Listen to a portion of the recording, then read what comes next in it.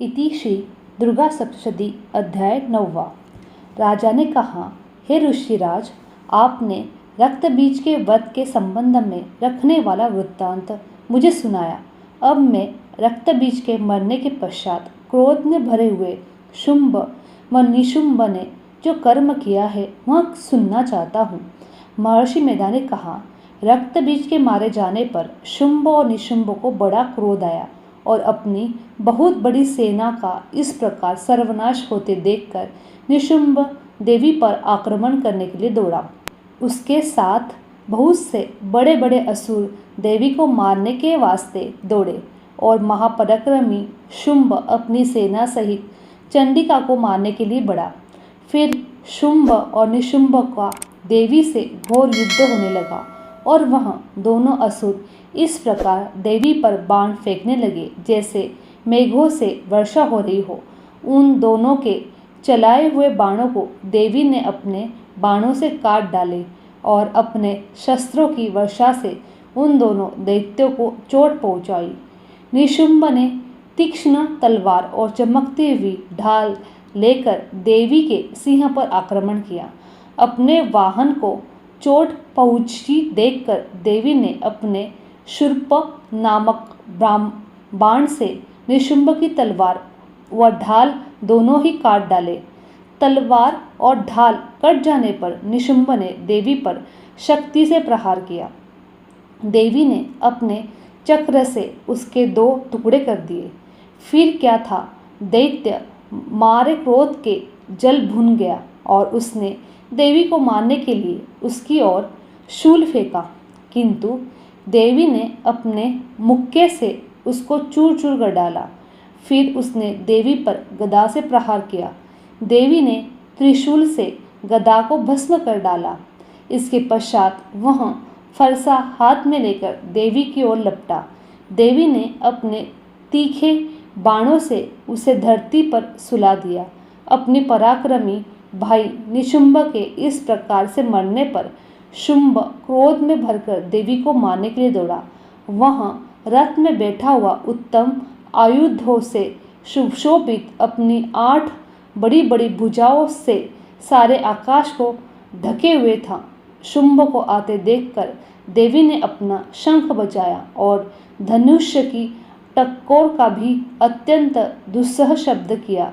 साथ ही अपने घंटे के शब्द से जो कि संपूर्ण दैत्य सेना के तेज को नष्ट करने वाला था, संपूर्ण दिशाओं में व्याप्त कर दिया।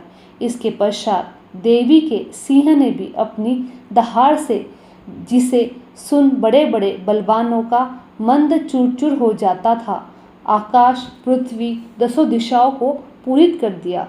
फिर आकाश में उछलकर काली ने अपने दांतों तथा हाथों को पृथ्वी पर पटका। उसके ऐसा करने से ऐसा शब्द हुआ जिससे कि उससे पहले से सारे शब्द शांत हो गए। इसके पश्चात शिवदूती ने असुरों के लिए भय उत्पन्न करने वाला अट्टहास किया, जिससे सुनकर दैत्य धरा रह गया और शुंभ को बड़ा क्रोध हुआ। फिर अंबिका ने उसे कहा, अरे दुष्ट, खड़ा रहे। कहा तो आकाश से सभी देवता जय हो बोल उठे। शुंभ ने वहां आकर ज्वालाओं से युक्त एक अत्यंत भयंकर शक्ति छोड़ी, जिसे आते देखकर देवी ने अपनी मोहल्का नामक शक्ति से काट डाला। हे राजन, फिर शुंभ के सिंहनाद से तीनों लोक व्याप्त हो गए और उसकी प्रतिध्वनि से ऐसा घोर शब्द हुआ जिसने इससे पहले के शब्द को जीत लिया गया।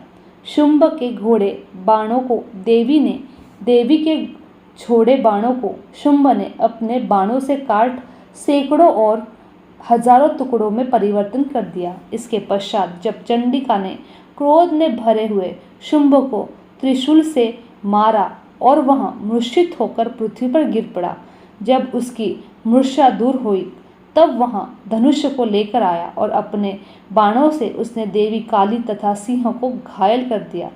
फिर उस राक्षस ने 10,000 भुजाएं धारण करके चक्रादि आयुधों से देवी को आच्छादित कर दिया। तब भगवती दुर्गा ने कुपित होकर अपने बाणों से उन चक्रों तथा बाणों को काट डाला। यह देखकर शुंभ हाथ में गदा लेकर चंडिका को मारने के लिए दौड़ा। उसके आते ही देवी ने तीक्ष्ण धार वाले खंडक से उसकी गदा को काट डाला। उसने फिर त्रिशूल हाथ में ले लिया। देवताओं को दुखी करने वाले निशुंभ त्रिशूल हाथ में लिए हुए आते देखकर चंडिका ने अपने शूल से उसके छाती पर प्रहार किया और उसकी छाती को चीर डाला।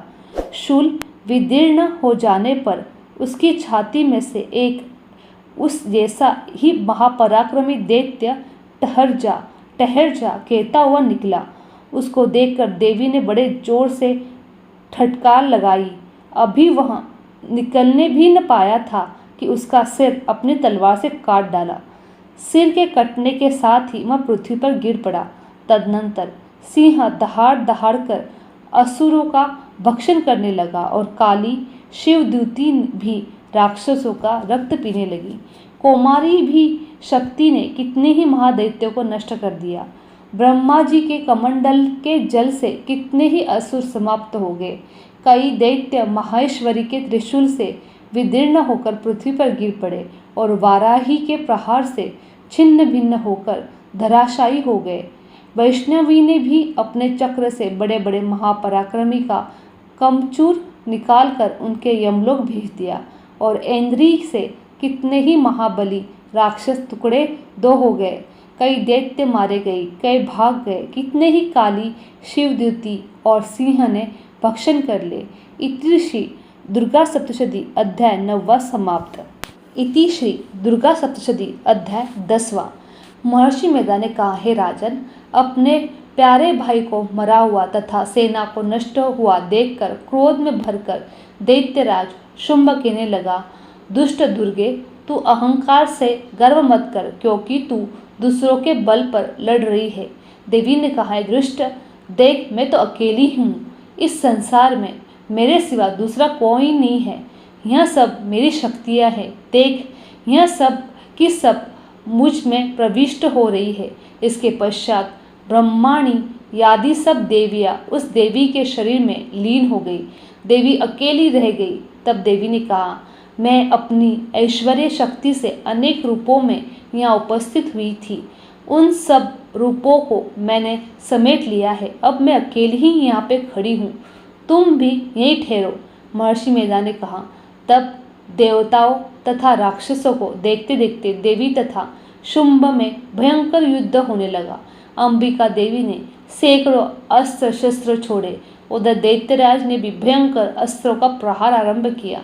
देवी के छोड़े हुए सैकड़ों अस्त्रों को दैत्य ने अपने अस्त्रों द्वारा काट डाले। इसी प्रकार शुंभ ने जो अस्त्र छोड़े उनको भी देवी ने अपनी भयंकर हुंकार द्वारा काट डाला। दैत्य ने जब सैकड़ों बाण छोड़कर देवी को ढक लिया तो क्रोध में भरकर देवी ने अपने बाणों से उसका धनुष नष्ट कर डाला। धनुष कट जाने पर दैत्येंद्र ने शक्ति चलाई, लेकिन देवी ने उसे भी काट कर फेंक दिया। फिर दैत्येंद्र ने चमकती हुई ढाल लेकर देवी की ओर दौड़ा, किंतु जब वह देवी के समीप पहुंचा तो देवी ने अपने तीक्ष्ण बाणों से उसकी चमकने वाली ढाल को भी काट डाला।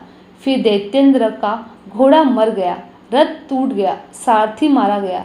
तब वह भयंकर मुद्रण लेकर देवी पर आक्रमण करने के लिए चला, किंतु देवी ने अपने तीक्ष्ण बाणों से उसके मुर्दर को काट डाला। इस पर दैत्य ने क्रोध में भरकर देवी की छाती में बड़े जोर से एक मुक्का मारा। दैत्य ने जब देवी को मुक्का मारा तो देवी ने उसकी छाती में जोर से एक थप्पड़ मारा। थप्पड़ खाकर पहले तो दैत्य पृथ्वी पर गिर पड़ा, किंतु तुरंत ही वह उठकर खड़ा हुआ। फिर वह देवी को पकड़कर आकाश की ओर उछला और वहां जाकर दोनों में युद्ध होने लगा। वह युद्ध ऋषियों और देवताओं को आश्चर्य में डालने वाला था। देवी आकाश में दैत्य के साथ बहुत देर तक युद्ध करती रही। फिर देवी ने उसे आकाश में घुमाकर पृथ्वी पर गिरा दिया। दुष्टात्मा दैत्य पुनः उठकर देवी को मारने के लिए दौड़ा। तब उसको अपनी ओर आता हुआ देखकर देवी ने उसकी छाती विदीर्ण करके उसको पृथ्वी पर पटक दिया।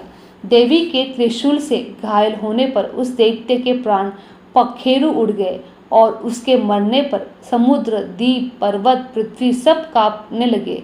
तदनंतर उस दुष्टात्मा के मरने से संपूर्ण जगत प्रसन्न और स्वस्थ हो गया तथा आकाश में निर्मल हो गया। पहले जो उत्पात सूचक मेघ और उल्कापात होते थे वह सब ठीक शांत हो गए। उसके मारे जाने पर नदियां अपनी ठीक मार्ग से बहने लगी। संपूर्ण देवता का हृदय हर्ष से भर गया और गंधर्वियों सुंदर गान गाने लगी।